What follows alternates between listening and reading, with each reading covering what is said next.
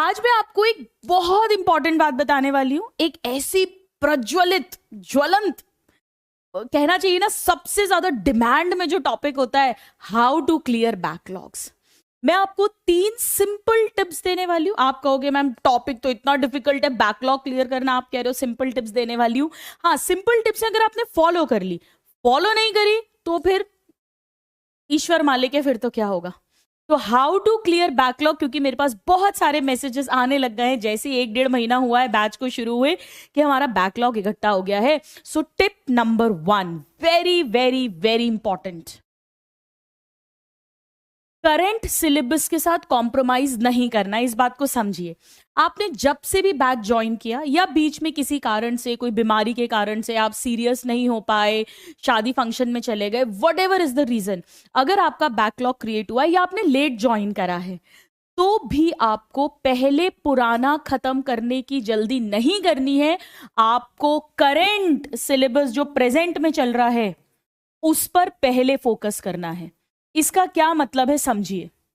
Current syllabus या current classes, जैसे मान लीजिए फॉर एग्जाम्पल आपने आज से क्लास शुरू करी है, ठीक है, आपका 10 दिन का बैकलॉग है, 1 महीने का बैकलॉग है, 15 दिन का बैकलॉग है, वट एवर, या बीच में कभी कुछ थोड़ा सा बैकलॉग है, तो आज की जो 3 क्लासेस हैं वो तो आज करना ही करना है। उसके अलावा अपने को 10 से 15 मिनट का टाइम निकालना है बैकलॉग के लिए। इससे ज्यादा नहीं निकल पाएगा टाइम, क्योंकि ऑलरेडी 3 क्लासेस जो करंट में चल रही है उसे घर पे जाके लर्न करना, क्वेश्चन प्रैक्टिस करना, डीपीपी करना, it is not at all easy. हमें प्रैक्टिकल रहना, you have to be practical. तो 10-15 मिनट अपना निकालो बैकलॉग के लिए, और संडे को एक्स्ट्रा मेहनत करो। भले ही आपका टेस्ट है तो भी उस संडे को, टेस्ट तो 3 घंटे का होगा, शॉर्ट टेस्ट होगा तो 1 घंटे का होगा, आपके पास पूरा दिन पड़ा हुआ है, या जैसे अभी ईद की हॉलीडे आ गई थी तो वो हॉलीडे निकालो। तो मैं ये कहना चाहती हूँ स्टूडेंट्स की करंट सिलेबस पे कॉम्प्रोमाइज मत करो, वरना होगा क्या, आप पुराना करने के चक्कर में जो करंट है इसे बैकलॉग बनाओगे, और ये बैकलॉग का पहाड़ पे पहाड़ बनता जाएगा, और ये बैकलॉग कभी खत्म नहीं होगा।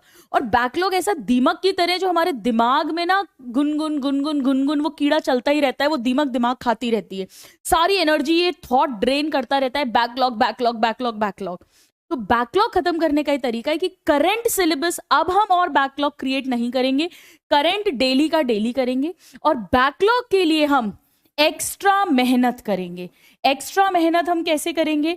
डेली जब आपकी क्लासेस हैं तब आप 15 से 20 मिनट्स का टाइम एक्सक्लूसिवली बैकलॉग के लिए निकालो, और जो आपके हॉलीडेज आएंगी या संडे आएगा उस दिन आपको सीरियसली बैकलॉग कवरेज के लिए देना है। इसमें एक बात समझो, हो सकता है कि ऐसा करने से आपका बैकलॉग 1 महीने में खत्म हो और उसके पहले आपका टेस्ट आ जाए। बच्चे क्या करते हैं, टेस्ट के चक्कर में ना दमादम दमादम उल्टा सीधा कैसे भी करके बैकलॉग बस निपटाने लग जाते हैं। वो नहीं करना। एक बात समझो, quality is more important than quantity. हमें अखबार की तरह, न्यूज़पेपर की तरह रीड नहीं करना, हमें स्टडी करना है, अध्ययन करना है। तो भले ही आपका बैकलॉग कंप्लीट होने में 1 मंथ का टाइम लगे, और मान लो 15 दिन बाद आपका टेस्ट आ रहा है, तो कोई बात नहीं है, जितना सिलेबस आपका बैकलॉग का रह गया है उससे रिलेटेड क्वेश्चंस आप मत अटेम्प्ट करो। ऐसा नहीं आप टेस्ट मत दो, टेस्ट तो दो, क्योंकि उससे ही तो पता चलेगा कि जो करंट में पढ़ रहे हो वहां के क्वेश्चंस बन रहे हैं या नहीं। पर आप अपने साथ ईमानदार रहो, ये बहुत इंपॉर्टेंट है। आप बोल दो घर वालों को कि मेरा ये बैकलॉग हुआ था इसीलिए मैंने ये 50 में से 20 क्वेश्चंस अटेम्प्ट करे थे, और मैं 20 में से अपने आप को जज कर रहा हूं, कोई बात नहीं है। तो भले ही 1 महीने में बैकलॉग खत्म होगा, पर तमीज के साथ खत्म होगा, ढंग से खत्म होगा, ये इंपॉर्टेंट है, तभी आपको कॉन्फिडेंस आएगा। तो सारे स्टूडेंट्स करंट जो चल रहा है, जो भी चैप्टर हो, जो भी सब्जेक्ट हो, वो चलने देना है। हाँ, फिजिक्स केमिस्ट्री में अगर आपको लगता है कि कहीं पे कोई पुराना कंसेप्ट अप्लाई हो रहा है तो वो टॉपिक पढ़ लो आप। बायो में तो ऐसा होगा नहीं, सब कुछ हम लोग अलग अलग करके ही पढ़ाते हैं, और एक्स्ट्रा मेहनत करनी पड़ेगी। आप बस ये पूछते रहोगे सबको मैसेज कर करके कि बैकलॉग कैसे क्लियर करूं, इसके वीडियो छांटते रहोगे, पर मेहनत नहीं करोगे क्लियर करने के लिए, अलग से टाइम नहीं निकालोगे, तो फिर कोई आपकी हेल्प नहीं कर सकता। तो आपको करना पड़ेगा, ये इंपॉर्टेंट है। जिनका बैकलॉग नहीं है, बहुत अच्छी बात है, वो संडे को, हॉलीडे को रिविजन के लिए यूज करो, उसमें तो कोई दिक्कत ही नहीं है अपने को। तो एक तो करंट सिलेबस पे फोकस करना है, दूसरा एक्स्ट्रा मेहनत करना है अपने को to clear the previous backlog, and number 3, नया बैकलॉग क्रिएट नहीं होने देना। No new backlogs. क्रिएशन, ये बड़ा इंपॉर्टेंट है। आप स्टूडेंट्स सोचिए, जिनके बैकलॉग्स हैं, ईमानदारी के साथ सोचिए कि बैकलॉग क्यों क्रिएट हुआ।